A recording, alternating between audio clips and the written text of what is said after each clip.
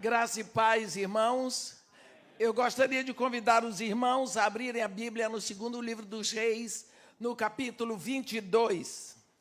Segundo livro dos Reis, capítulo 22, onde está escrito assim: tinha Josias 8 anos de idade quando começou a reinar, e reinou 31 anos em Jerusalém. Sua mãe se chamava Gedida e era filha de Adaías de Boscate. Fez ele o que era reto perante o Senhor. Andou em todo o caminho de Davi, seu pai, e não se desviou nem para a direita e nem para a esquerda. No 18º ano do seu reinado, o rei Josias mandou o escrivão Safã, filho de Azalias, filho de Mesulão, à casa do Senhor, dizendo: sobe a Ilquias, o sumo sacerdote, para que conte o dinheiro que se trouxe à casa do Senhor, o qual os guardas da porta juntaram do povo, que eu dei nas mãos do que dirige a obra e tem a seu cargo a casa do Senhor, para que se paguem aqueles que fazem a obra que há na casa do Senhor, para repararem os estragos da casa. Aos carpinteiros, aos edificadores, aos pedreiros, e comprem madeira de pedras lavadas para repararem os estragos da casa. Porém, não se pediu conta do dinheiro que se lhes entregara nas mãos, porque procediam com fidelidade. Então disse o sumo sacerdote Ilquias ao escrivão Safã: achei o livro da lei na casa do Senhor. E Ilquias entregou o livro a Safã, e este o leu. Então o escrivão Safã veio ter com o rei e lhe deu o relatório, dizendo: teus servos contaram o dinheiro que se achou na casa e entregaram nas mãos dos que dirigem a obra e têm a seu cargo a casa do Senhor. Relatou mais o escrivão Safã ao rei, dizendo: o sacerdote Ilquias me entregou um livro. E Safã o lê diante do rei. Tendo o rei ouvido as palavras do livro da lei, rasgou suas vestes.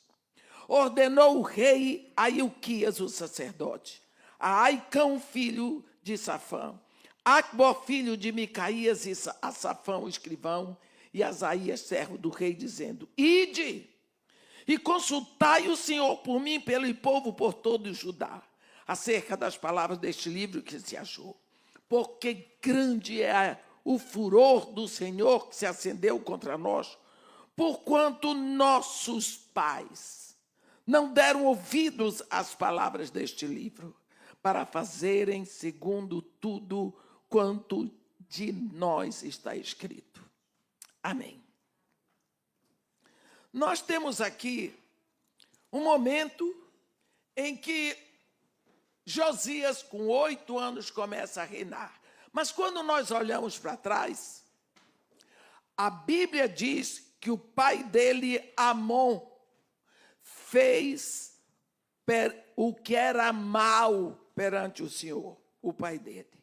Olhando um pouco atrás, o seu avô, o rei Manassés, também, capítulo 21, versículo 2, fez o que era mal perante o Senhor. Quer dizer, o avô não seguiu o caminho de Deus, o pai não seguiu o caminho de Deus, o filho não conhecia o caminho de Deus. Esse rapaz, esse menino, começa a reinar com 8 anos como um ímpio qualquer. E é interessante que existia o templo, existia sumo sacerdote, existiam sacerdotes de segunda ordem, existiam escrivãos. Para que aquele templo? Vocês sabem, a Bíblia está dizendo aqui que o templo tinha estragos por fora, o templo estava estragado por fora. E lá dentro, o que é que estava acontecendo dentro do templo?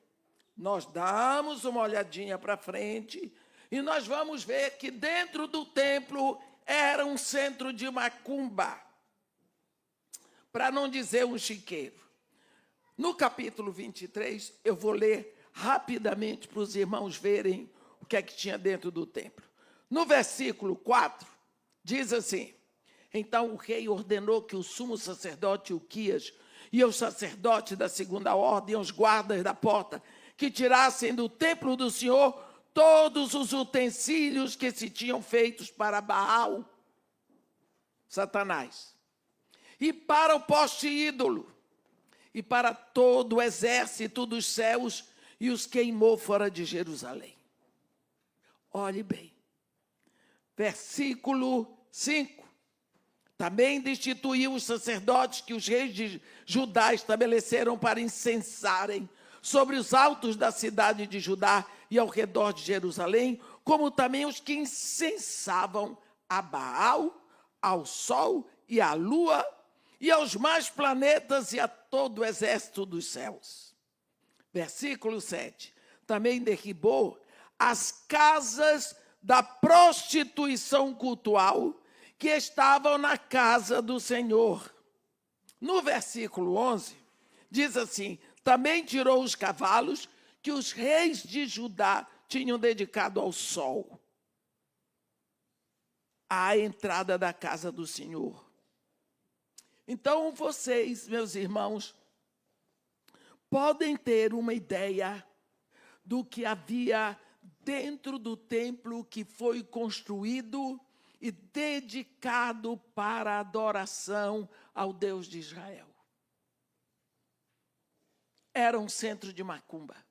Satanás era adorado ali. Havia adoração ao sol, à lua, a tudo quanto é estrela, planetas.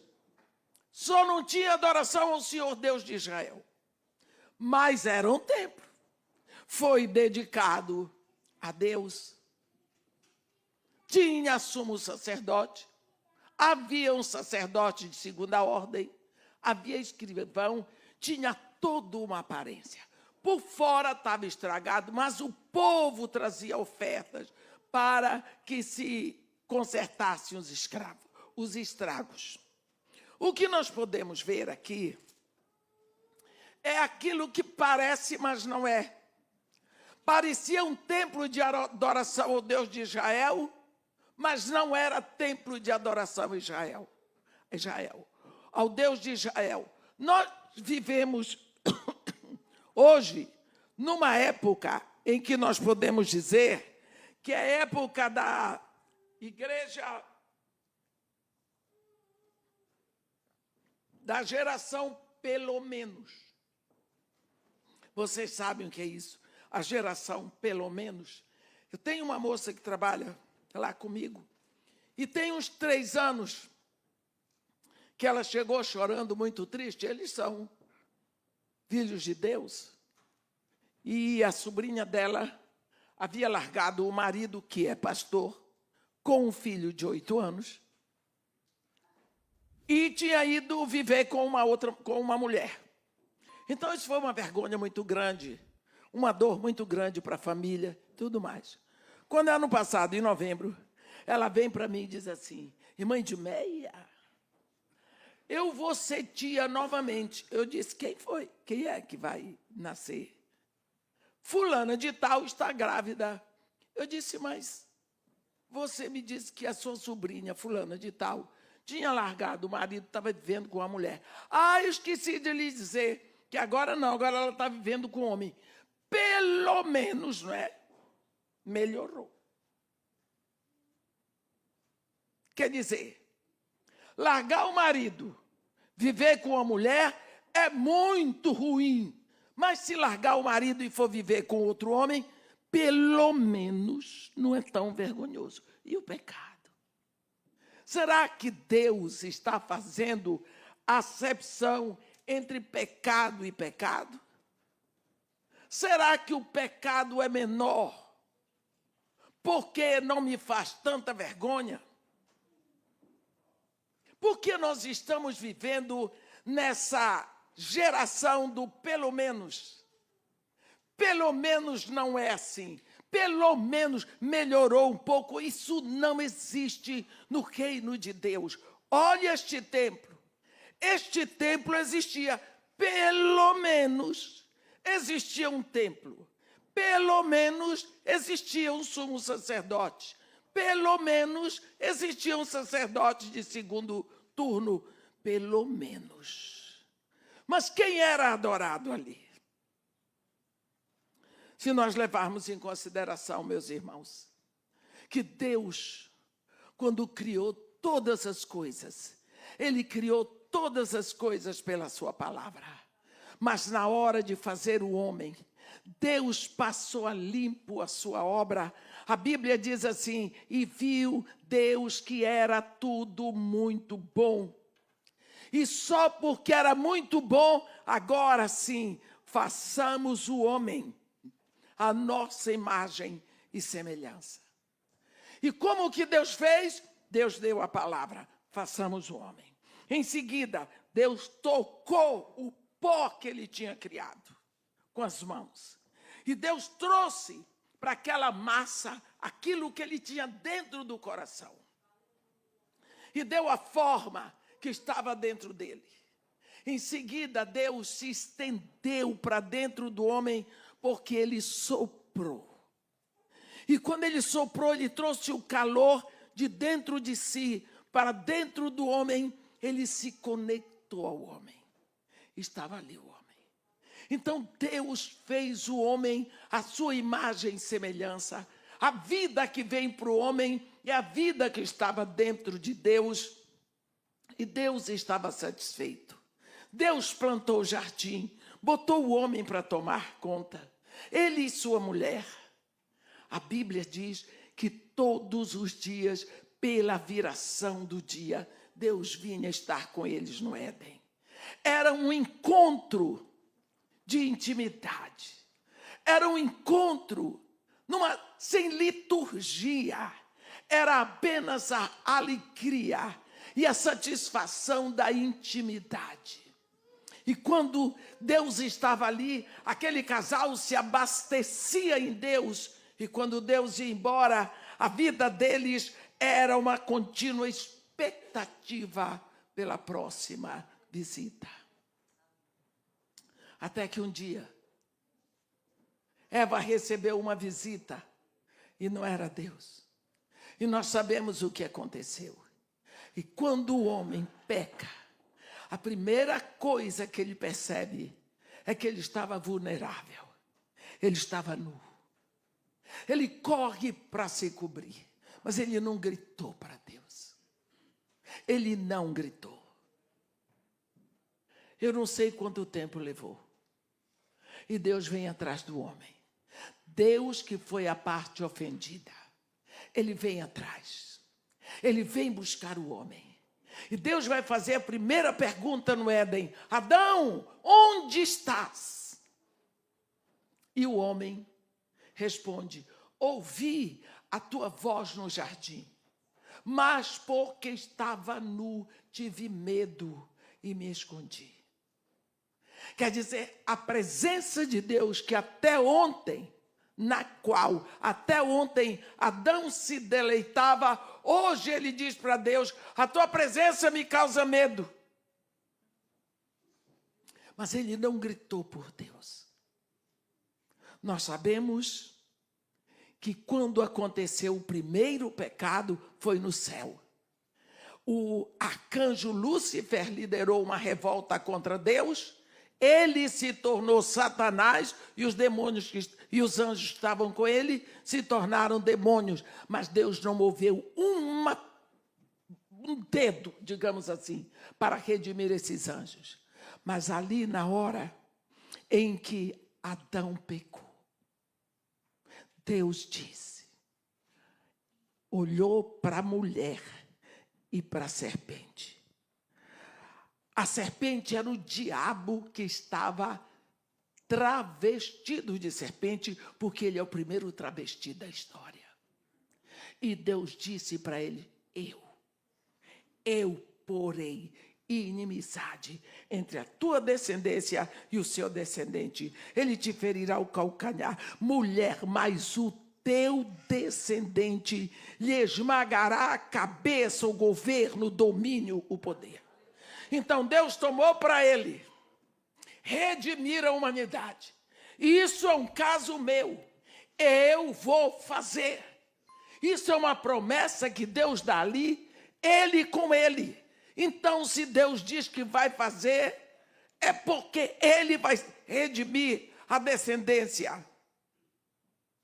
E nós vemos, depois de muitos anos, lá no capítulo 4 de Gálatas, no versículo 4, está escrito: vindo, porém, a plenitude do tempo, Deus enviou seu filho, nascido de mulher, nascido sob a lei. Aquela presença, aquele encontro, aquela intimidade de Deus com Adão e Eva no Éden, nunca saíram da mente de Deus. Deus nunca desistiu. Deus queria e quer aquela intimidade de volta. E nós vamos ver Deus apontando para isso na história bíblica. Só para lembrar, quando Deus tirou o povo de Israel do Egito, ele anda com o povo. Ele vai, quando chega no deserto, que ele dá uma porção de coisas para Moisés. Ele, no capítulo 25 de Êxodo, Deus diz: Moisés, dize ao povo de Israel que me traga a oferta. Esta é a oferta que dele recebereis: ouro, prata e bronze, estofa azul e púrpura e carmesim, e peles de animais marinhos e pelos de cabra. Ele foi dando uma lista e no final ele diz para que é: e me construirão um tabernáculo para que eu possa habitar no meio deles. Olha que coisa.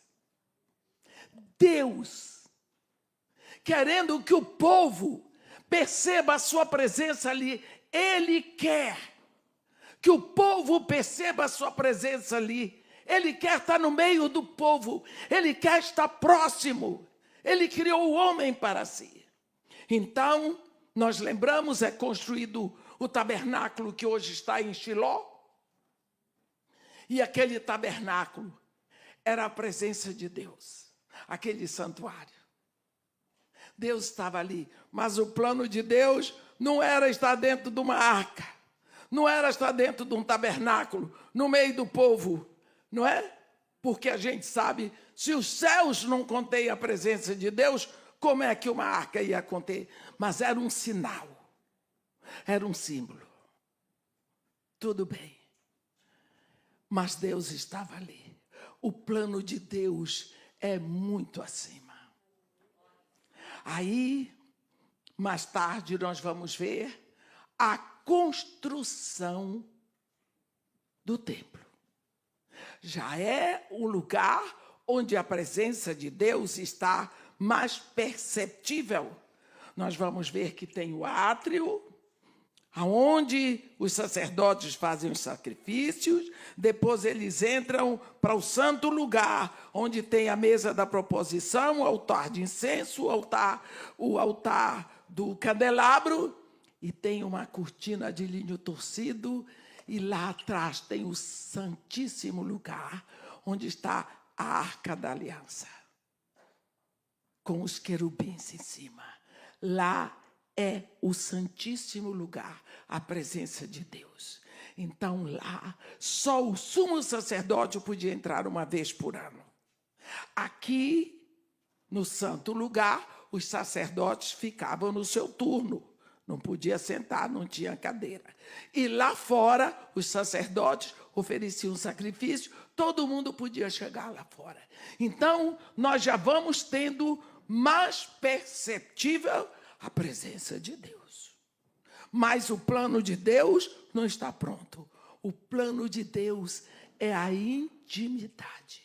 Mas Deus está avisando que Ele habita no santuário. Me farão um santuário, me farão um tabernáculo, para que eu possa habitar no meio deles. Agora, já tem o templo. Então o povo já sabe onde ele vai se encontrar com Deus. Já pode haver um encontro. Mas Deus tem um plano maior. E nós vemos o que aconteceu com o templo. Nem sempre o templo foi respeitado. Nós vemos aqui no templo de Josias, existia o templo, existia o sacerdócio, mas ali era cultuado Baal. O plano de Deus é sempre ser Deus e habitar no homem. Até que ele começa a falar disso, e quando Jesus Cristo vem, ele vem com força em cima disso tudo. O versículo que o pastor leu para nós hoje em João, fala do dia da festa dos tabernáculos. Quando Jesus Cristo viu aquele povo gritando, porque o sacerdote jogou água na terra seca, o povo gritava, sem entender que aquilo se referia ao Espírito Santo. Jesus Cristo se levanta e grita. A Bíblia diz que ele gritou: quem tiver sede, venha a mim e beba.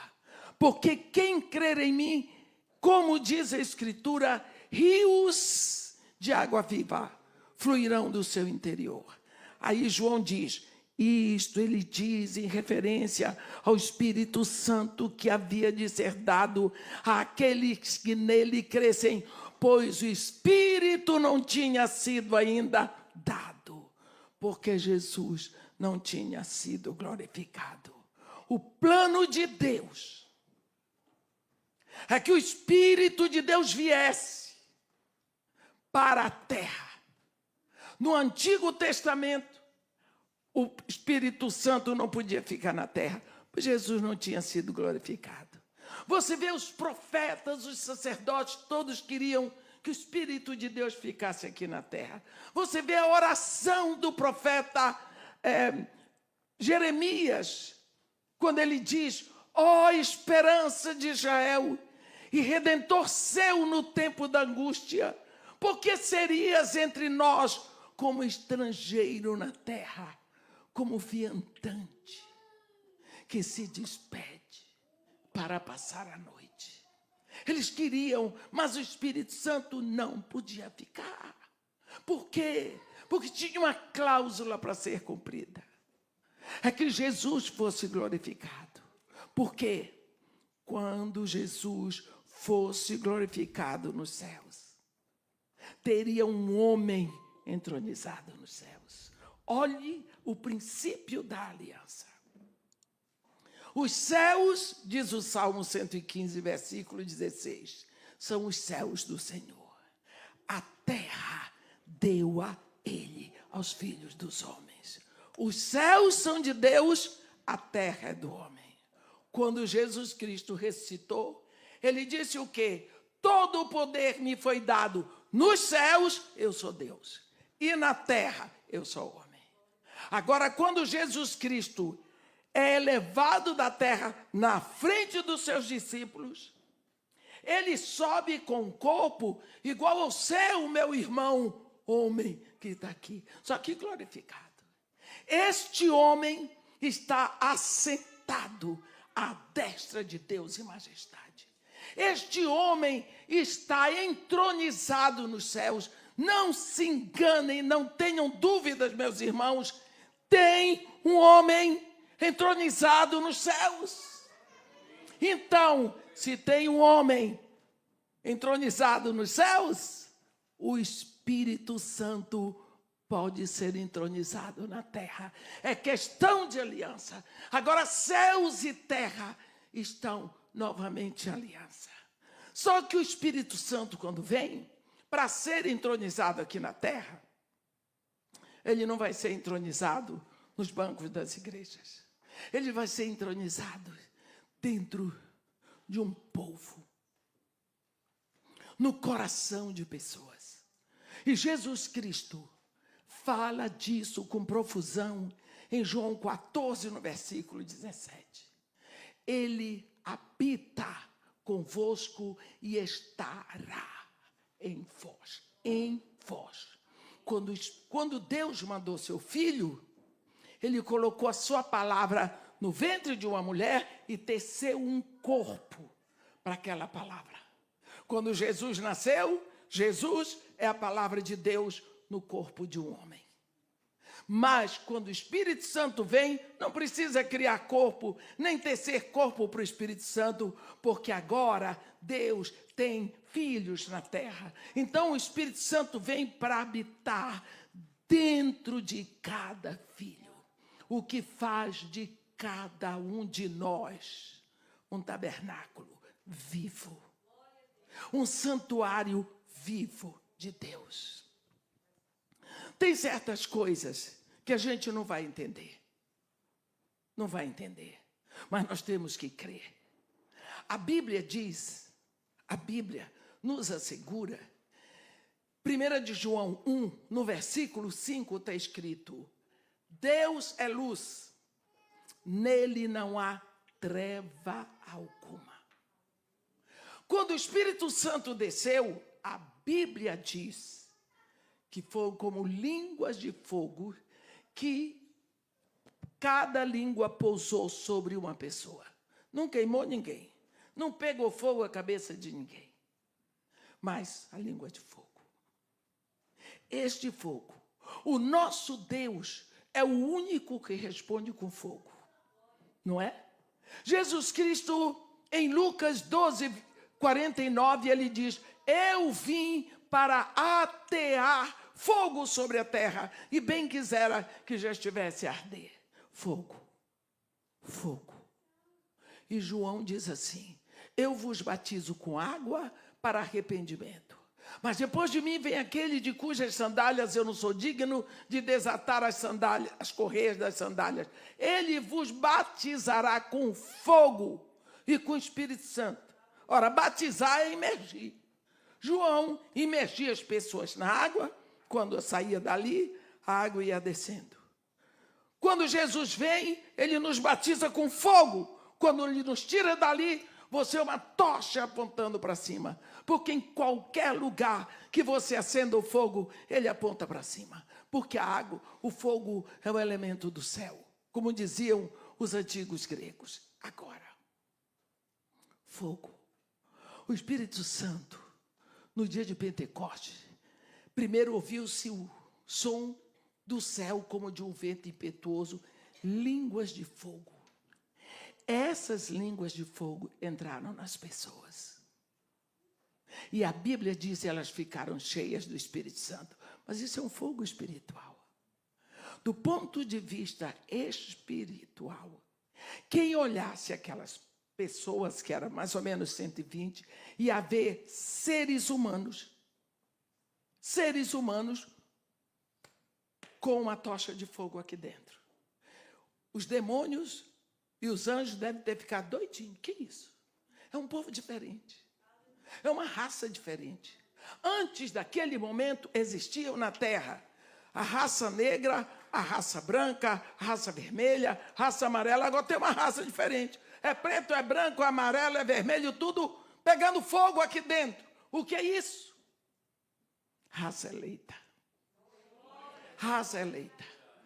Dali, eles saíram naquele fogo. Pedro fez aquele sermão. A Bíblia diz que 3.000 pessoas se renderam a Jesus. Agora são 3.120 pessoas andando pelas ruas de Jerusalém no dia de Pentecostes, pegando fogo aqui dentro. Do ponto de vista espiritual, eram todos candeias vivas. Daqui a pouco teve o milagre do coxo da porta do templo, chamada Formosa, de Atos 3. A Bíblia diz que mais 2.000 almas vieram para Jesus. São mais de 5.000 pessoas, candeias vivas. Candeias vivas, espirituais. Não tenha a menor dúvida de que um fogo foi aceso em você, pela presença do Espírito Santo, que veio para você no dia em que você se rendeu a Jesus Cristo. No reino do Espírito, anjos e demônios sabem quem você é, por causa deste fogo que tem dentro de você. Eu estava pregando numa igreja pequena, no interior de Pernambuco. A Ângela estava comigo. Eu gosto de falar isso quando a Ângela está presente, e normalmente ela está. E tinha uma menina, eu gosto sempre de sentar no primeiro banco, porque fica mais próximo. Não tenho que desfilar a igreja toda para vir para o púlpito. E tinha uma meninazinha, mais ou menos de uns 5, 6 anos. Ela vinha, chegava perto de mim, ela ficava assim, olhando para mim, olhava, a mãe vinha pegar. A mãe, coitada, pegava, daqui a pouco a menina vinha de novo. Chegou uma hora que a mãe puxava a menina tanto, e eu queria que a menina viesse, que eu queria dar um abraço nela, que eu sou louca com criança. A menina chegou mais perto de mim e disse, por que tu pega fogo todo e não te queima? Olha, a garota estava tendo uma visão da realidade espiritual. Por que tu pega fogo todinha e não te queima? Era isso, não foi, Ângela? Era isso que a garota vinha toda hora, ficava lá olhando. Vocês não sabem quantas vezes eu já ouvi isso em toda a minha vida. E talvez vocês nunca ouviram, porque vocês não se posicionam aqui. Vocês estão aí. Mas essa é a realidade para todo filho de Deus. Nós somos este templo. Nós somos este templo. Nós somos a habitação de Deus na terra. Existe um trono aqui dentro de nós. Por isso que Jesus Cristo diz, quando ele foi inquirido pelos fariseus sobre como viria o reino de Deus, ele disse, não virá o reino de Deus com visível aparência, nem podereis dizer, aqui está o reino de Deus, ou lá está ele, porque o reino de Deus está dentro de vós. Existe um trono. E é por isso que Jesus Cristo diz, você quer ser meu discípulo?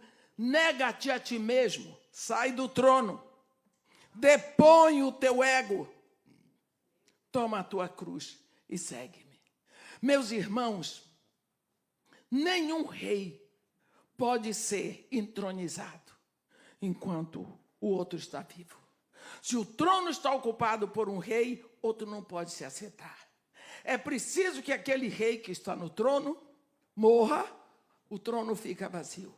Ou ele é deposto. Não é? Você viu a rainha Elizabeth velha?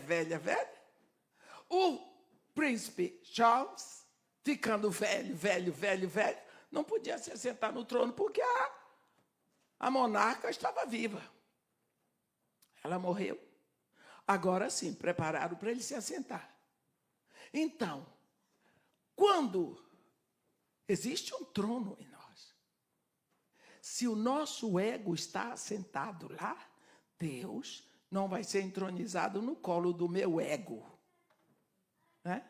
Então, Jesus diz, se você quer ser meu discípulo, negue-se a si mesmo, tira o seu ego do trono.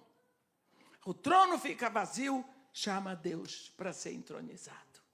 Então, quando esse Deus está entronizado na minha vida, é preciso que eu me torne servo dele.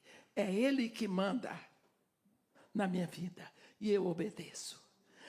Isso, o autor do livro de Hebreus, da carta aos Hebreus, fala no capítulo 12, no versículo 28, ele diz, por isso, recebendo nós um reino inabalável, retenhamos, pois, a graça, pela qual sirvamos a Deus de modo agradável a Ele, com reverência e santo temor, pois o nosso Deus é fogo consumidor, no versículo 29. Então, nós precisamos saber que aqui existe um trono, existe um lugar de adoração. Existe um lugar de onde Deus manda e eu obedeço. Mas existe um lugar de intimidade o tempo todo. Porque eu hoje sou a habitação de Deus na terra. Hoje eu sou o templo. E dentro deste templo que já está dedicado ao culto ao Deus eterno, todo-poderoso, Pai de Jesus Cristo, eu tenho que tomar cuidado para que não haja adoração a um outro Deus, para que só Ele seja adorado. E eu que sou encarregada de ver quem está sendo adorado. Quanto tempo eu dou de atenção a esse Deus que está entronizado aqui? Quanto tempo eu levo esquecida de que Ele está sendo adorado na minha vida ou esquecido na minha vida? Nós precisamos tomar cuidado com o espírito satânico chamado espírito de Jezabel. O espírito de Jezabel consiste no silenciamento da palavra de Deus. Esse espírito já se manifestava no primeiro século, na igreja em Tiátira, quando Jesus Cristo dita para João a carta da igreja em Tiátira,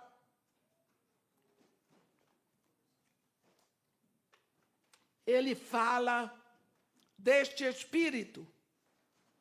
Jezabel matou, ordenou a matança de todos os profetas de Deus, para que o povo não ouvisse a palavra de Deus.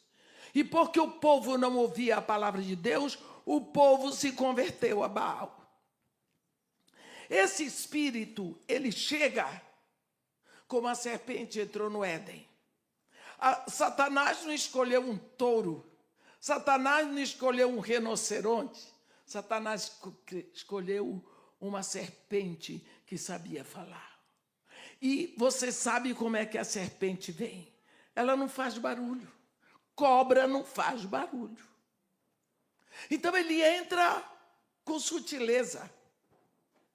Primeiro, você que lia um capítulo da Bíblia todos os dias antes de dormir, você diz, eu estou tão cansado, vou ler 5 versículos.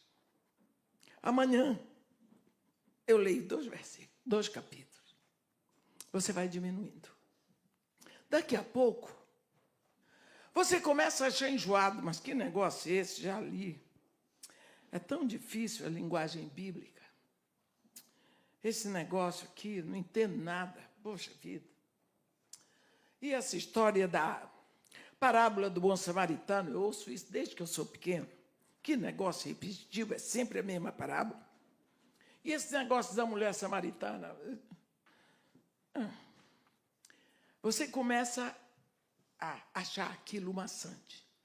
E daqui a pouco você lê e você começa a ter sono. Você pega a palavra de Deus para sentir sono.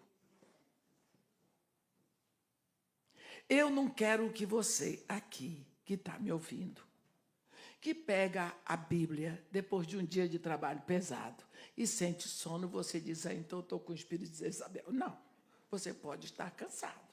E até se você pegasse um livro de piada, você ia sentir sono, porque você está cansado. Não é isso, não.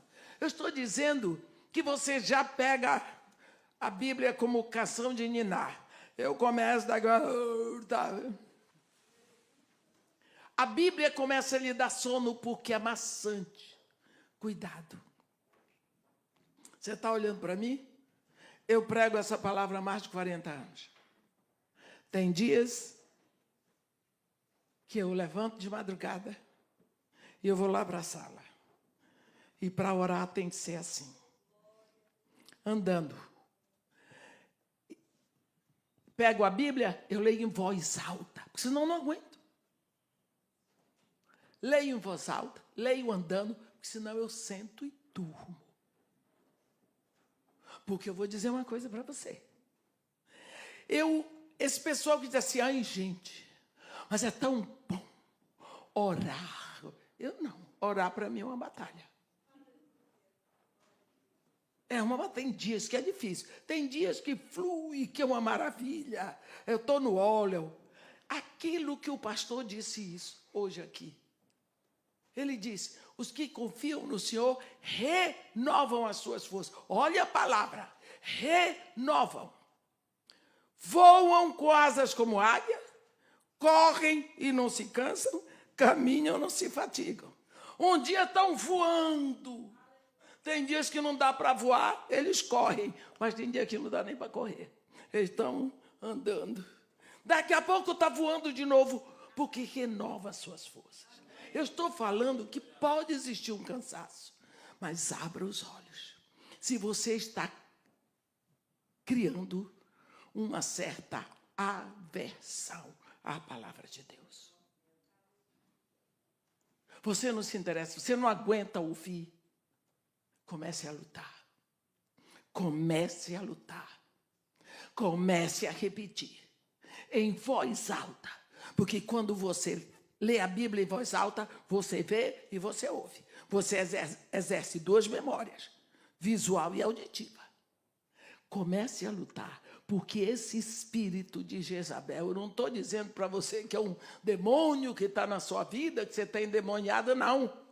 É uma tendência que nós temos para não nos submetermos à palavra de Deus. Então, se nós não trazemos a palavra de Deus, o Espírito, esse fogo que está em nós, a chama não cresce. E aí nós ficamos filhos de Deus, mas nós não estamos cheios do Espírito. Lembra quando Paulo diz, não apagueis o Espírito. Não apagueis o Espírito. Então nós precisamos de combustível. Porque o plano de Deus é habitar em nós. Desde o jeito daquela intimidade que Deus tinha lá no Éden, com Adão e Eva, quando eles pecaram. A afronta foi para Deus. O pecado foi contra Deus. E Deus veio atrás, porque o amor de Deus a gente não pode explicar. Deus veio atrás. Mas uma coisa é certa. O plano de Deus é que Ele esteja em nós e nós nele, para toda a eternidade. Como este templo do templo de Josias era um templo que tinha sido oferecido para o culto, para a adoração ao Deus de Israel. Mas Satanás estava sendo adorado lá dentro. Nós precisamos tomar cuidado com este templo aqui, que foi ofertado, que foi consagrado para adoração a Deus. O que é que está sendo cultuado aqui dentro? Cuidado com o seu tempo. Porque se eu fosse o diabo, eu ia estar interessado na sua vida, ó filho de Deus, para pegar o seu tempo para mim. Preste atenção. Jesus Cristo diz assim, por que dizeis, Senhor, Senhor, e não fazeis o que eu mando? Senhor é dono. Senhor é proprietário. Senhor manda e é obedecido. E por que será que nós nos buscamos do nosso dono aquilo que devemos fazer? Um dos pilares da fé cristã é o arrependimento. Vocês lembram quando João Batista começou a pregar no deserto da Judeia? Qual é a palavra que saía da boca de João Batista? Arrependei-vos, porque está próximo o reino de Deus. João Batista. João Batista daqui a pouco foi preso, foi decapitado por Herodes. Lá vai Jesus começar a pregar na Galileia. O que é que Jesus pregava? Arrependei-vos, porque está próximo o reino de Deus. Arrependei-vos. no dia de Pentecostes, primeiro sermão de Pedro, quando o povo perguntou para ele, e agora, que faremos? Foi que Pedro disse, arrependei-vos, crede no Senhor Jesus, recebereis o dom do Espírito Santo. A Bíblia diz em Lucas 24, que Jesus mandou que se pregasse arrependimento para o cancelamento dos pecados. Meus irmãos, casamento não cancela pecado. Dízimo não cancela pecado. Oferta não cancela pecado. Oração não cancela pecado. Arrependimento. Nós precisamos dar mais atenção a arrependimento. Tem um momento em que João, quando ele escreve a primeira carta para a igreja, no capítulo 2, João diz assim, filhinhos meus, eu vos escrevo estas coisas para que não pequeis. Se, todavia, alguém pecar, tendes advogado junto ao Pai, Jesus Cristo, o justo. Então, o que João está nos ensinando? Que a prática, a tônica da vida do Filho de Deus não é o pecado. Mas o pecado pode acontecer. E se acontecer, você não fica no pecado, você corre para o seu advogado, Jesus Cristo. O que Jesus Cristo diz a esse respeito? Jesus fala assim. Ele estava sentado na mesa com seus discípulos, capítulo 13 de João. De uma hora para outra, ele teve um insight. A Bíblia diz assim, sabendo Jesus que todas as coisas o Pai colocou em suas mãos, eu sou o Senhor dos céus e da terra, eu sou o Filho de Deus, e que ele viera do Pai, ele conhecia a sua origem, e que ele voltava para o Pai, ele conhecia o seu destino. Então, com tudo isso, levantou da mesa, tirou a capa de cima, pegou uma toalha, botou sobre o ombro, pegou uma bacia, encheu de água e foi lavar os pés dos discípulos, como um escravo. Quando ele chegou aos pés de Pedro, você vê isso em João 13, versículo 8. Quando chegou nos pés de Pedro, Pedro disse para ele assim, nunca me lavarás os pés. Nunca.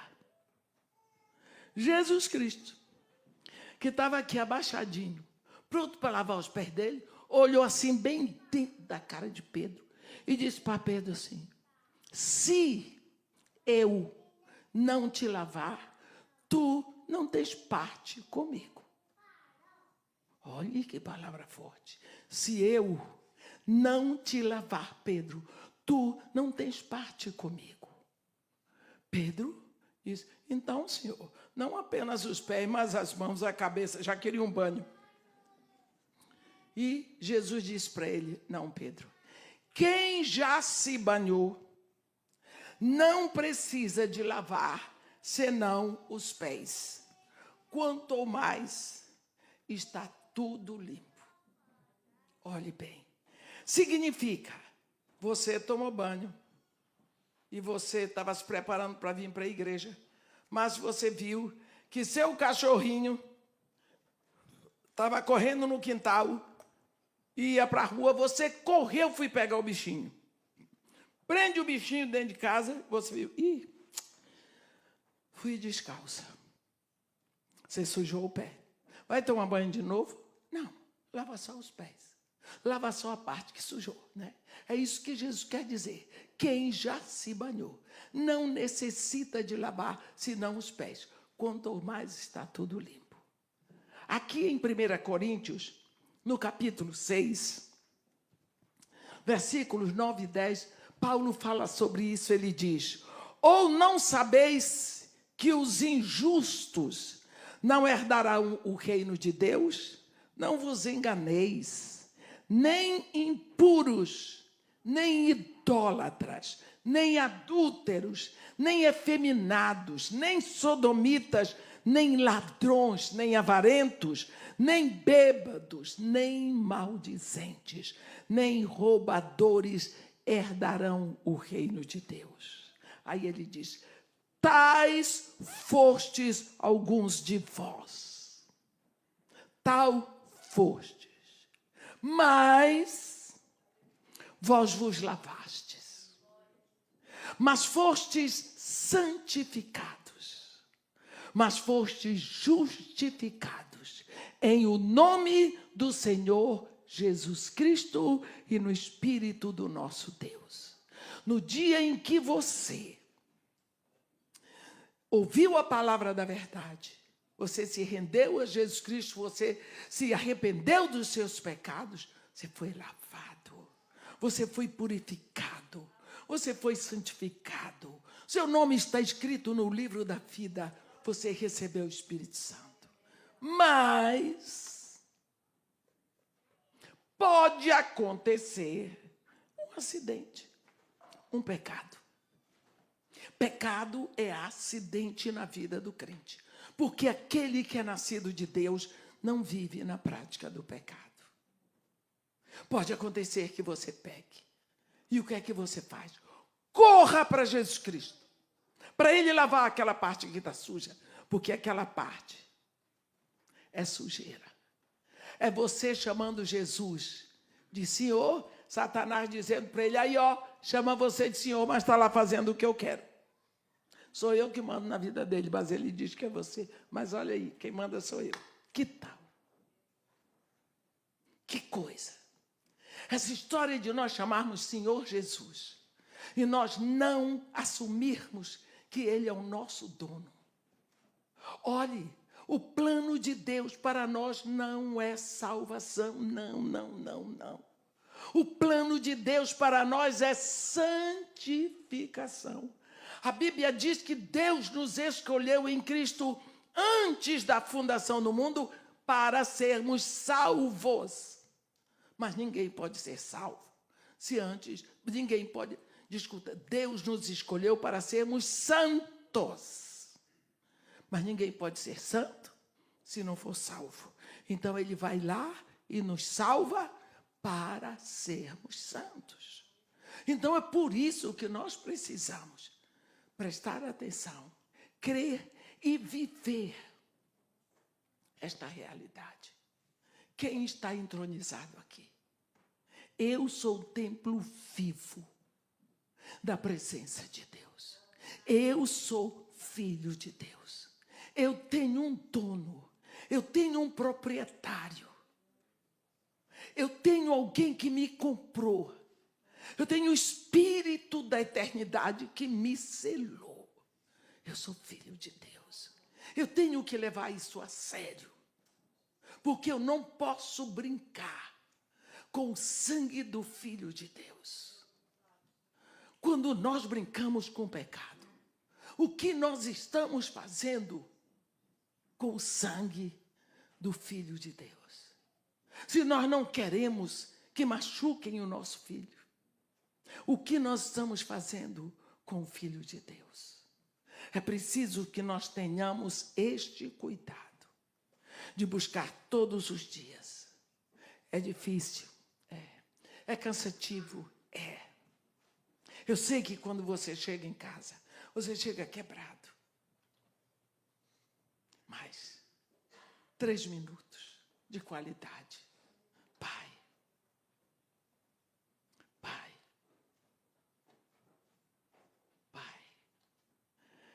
Sabe por quê?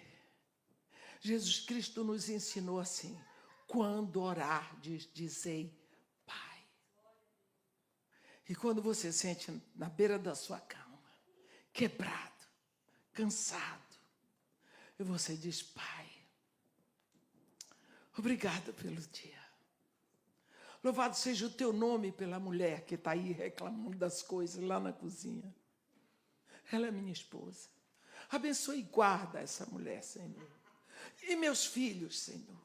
Estende a tua mão poderosa sobre a minha casa. Eu não sei criar filhos. Eu não sei ser marido. Eu não sei, mas o Senhor sabe. Ajuda-me, Senhor, a ser teu filho aqui na terra. A ser melhor cada dia. Eu quero que tu te alegres na minha vida. Dá-nos uma noite em paz de sono. Isso não leva, meus irmãos, às vezes, 2 minutos. Quando você tem mais tempo, você diga: ó Espírito Santo que está em mim, em que foi que eu defraudei a tua presença hoje? Eu tenho tanto desejo de ser cada dia mais um filho que te alegra. Eu tenho tanta vontade de te fazer a tua vontade. Ajuda-me a te alegrar. O que custa você derramar o seu coração todos os dias? Se houver um pecado, você tiver cometido o pecado, e esse pecado está oculto na sua vida, essa é a hora em que o Espírito Santo traz para você, e você se arrepende daquilo. Porque na hora em que você entrega a Jesus Cristo o seu pecado, você está dizendo para Ele: o Senhor é meu dono, o Senhor é o meu proprietário, o Senhor me comprou, o Senhor tem direito sobre a minha vida. Meus irmãos, um templo oferecido a Deus, onde lá é cultuado Satanás, é uma defraudação, é pecado, é horrível. Nós nos rendemos a Jesus Cristo, nós nos entregamos a Jesus Cristo, nós chamamos Jesus para habitar em nós, e um dia aqui temos, levamos a nossa vida para o altar dos sites pornôs. Você sabe que existem mais de 25 milhões e meio de sites pornográficos hoje na humanidade? A decadência da humanidade é tão grande. Só que nós fomos nos adaptando.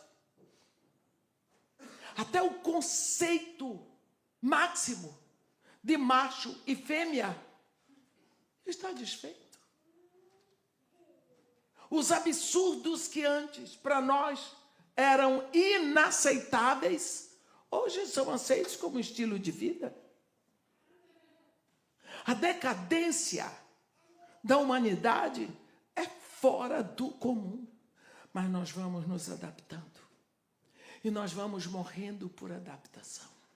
Nós somos uma raça eleita na terra, uma raça diferente, um povo que anda na terra queimando da presença de Deus lá dentro.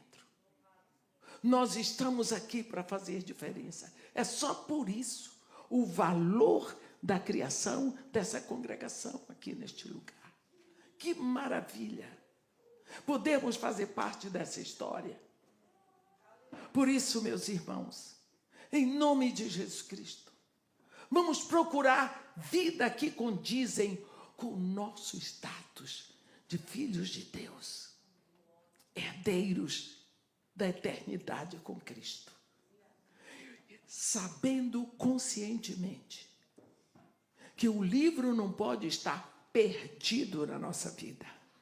O livro da lei, o ensinamento da palavra, eles têm que estar presente no templo. Ele tem que ser vivo no templo. Não pode estar escondido. Não pode estar escondido. Nós precisamos ler a palavra, viver a palavra, cantar a palavra, estudar esta palavra, porque Deus, o Senhor, está aqui para nos transfigurar através do estudo da palavra. Eu quero lhe pedir hoje que você se comprometa, aí onde você está, a 3 minutos. 3 minutos por dia. Será que 3 é muito? Vamos botar 2 minutos. 2 minutos de estudo, 2 minutos de conversa, 2 minutos de oração. 6 minutos. Você pega um livro que você gosta. Ou quem sabe um salmo. Você pega um salmo que você gosta. E você diga, Senhor, mas só prometa que você vai fazer. Eu quero dedicar 6 minutos do meu dia para estar com o Senhor. Então, vamos pegar, eu vou dar como exemplo o Salmo 1, que o Salmo 1 acho que todo mundo sabe até de cor, né? E você fica 2 minutos, você diz, leia devagar a Bíblia, devagar. Bem-aventurado o homem que não anda no conselho dos ímpios, não se detém no caminho dos pecadores, nem se assenta na roda dos escarnecedores. Antes, o seu prazer está na lei do Senhor, e na sua lei medita de dia e de noite. Já passaram uns 2 minutos, se você ler. Aí você diz, agora você vai ficar 2 minutos conversando com essa palavra. Bem-aventurado. Bem-aventurado é feliz, né? Então, um homem feliz, o homem que não anda no conselho dos ímpios. Andar no conselho dos ímpios quer dizer se mover pelo conselho de quem não é filho de Deus, que não para no caminho dos pecadores, que não se assenta, que não se deleita na roda dos escarnecedores. Em vez disso, ele tem prazer na palavra de Deus, na lei do Senhor. E nessa lei, nessa palavra, esse homem bem-aventurado medita, ele pensa de dia e de noite. Passaram-se 2 minutos. Agora você vai orar 2 minutos em cima disso aqui. Ô Senhor Deus, meu Pai, eu quero ser como este homem. Faz dos meus filhos, faz da minha esposa, faz do meu marido, pessoas bem-aventuradas assim. Faz que na nossa casa nós sejamos bem-aventurados. Que nós não andemos no conselho dos maus, dos perdidos, no conselho que vem da internet, no conselho que vem da televisão. E que nós não paremos para ser influenciados pelos pecadores, que nós não tenhamos prazer naqueles que escarnecem do que é santo. Em vez disso, Senhor, faz com que nós, na nossa família, nós tenhamos prazer na sua palavra. E que nós possamos pensar na sua palavra de dia e de noite. Que sempre a sua palavra volte à nossa boca. E que nós nos lembremos do Senhor qualquer hora durante o dia. Lhe peço isso, ó Pai, em nome de Jesus. Pronto. 6 minutos. Você fez isso todos os dias. 6 minutos. Se você achar que é muito, faça 1 hora de leitura. 1 de meditação, quer dizer, conversa com aquilo que você leu. E 1 minuto de oração. Porque eu tenho certeza que esse espírito que lhe foi dado vai acendendo. E daqui a pouco você está achando que 1 minuto é pouco, você vai para 2, daqui a pouco 2 é pouco, você vai para 3, daqui a pouco você está com meia hora achando pouco. Mas isso é aos poucos, não é forçado. Você vai tendo prazer. Eu não vou pedir para você fazer um voto aqui, porque quem sou eu? Mas eu quero que você pense. Deus lhe dá 24 horas. Você dá 6 minutos para Ele, para estar com Ele. Eu lhe digo uma coisa. Não é você que quer estar com Deus. É Ele que quer estar com você. É Ele que vem atrás de você. Quando Adão pecou e se escondeu, Ele veio atrás. Quando o homem não quis mais nada com Deus, Ele varou e rasgou o seu filho lá na cruz para estar com o homem. Ele está fazendo qualquer negócio. Ele está fazendo, porque Ele quer estar dentro de você. Ele começa a falar da busca e da saudade desta intimidade que ele tinha com Adão. Hoje ele vem para estar dentro de você e você esquece dele. Quantas vezes você fala com ele durante o dia? Você esqueceu que ele está ali, esperando a sua atenção, esperando uma palavra, esperando a busca de um conselho. Porque Deus nos ama, Ele nos quer. Eu quero neste momento que você pense bem. Qual é o seu propósito para este próximo ano da igreja? Para você ser uma pessoa mais viva na presença de Deus. Para que Deus possa brilhar através de você lá onde você trabalha. Qual é o esforço, qual é a estratégia que você vai fazer? O que você vai buscar? Mas pense em alguma coisa. E que o Espírito Santo de Deus inspire você a buscar, a partir de hoje, uma vida mais concretamente visível da presença de Deus em você. E que as pessoas onde estão possam notar a diferença. Senhor Deus, nosso Pai. No tempo de Josias, um templo estragado por fora, ainda havia um livro esquecido lá dentro. Ainda existia um sacerdócio que não abria o livro. Mas hoje, Senhor, o templo somos nós. E quantas vezes o livro está fechado? Porque não buscamos a Tua palavra. E quantas vezes nós falamos com todo tipo de coisa, mas nós não te buscamos, porque tu estás esquecido. Porque o templo já não é mais para a tua adoração. Nós damos a nossa atenção para todas as notícias do mundo, mas esquecemos que o reino está aqui dentro e que tem um monarca assentado aqui dentro. Nós te pedimos perdão, Senhor. Te pedimos perdão pela nossa indiferença. E te pedimos, ó Pai, assim como Jesus Cristo disse, aquela palavra tão dolorosa para a igreja em Éfeso: tenho, porém, contra ti que abandonaste o teu primeiro amor. Abandonar não é tirar do meio o Senhor. Abandonar é ir botando de banda, pouco a pouco. E pouco a pouco, Senhor, tu foste saindo do nosso centro de atenção. Tu foste te tornando para nós menos importante. O trabalho é mais importante. As diversões são mais importantes. Tudo é mais importante. Tudo. E tu foste sendo abandonado. Mas o conselho que tu nos deste é: lembra-te, arrepende-te e retorna.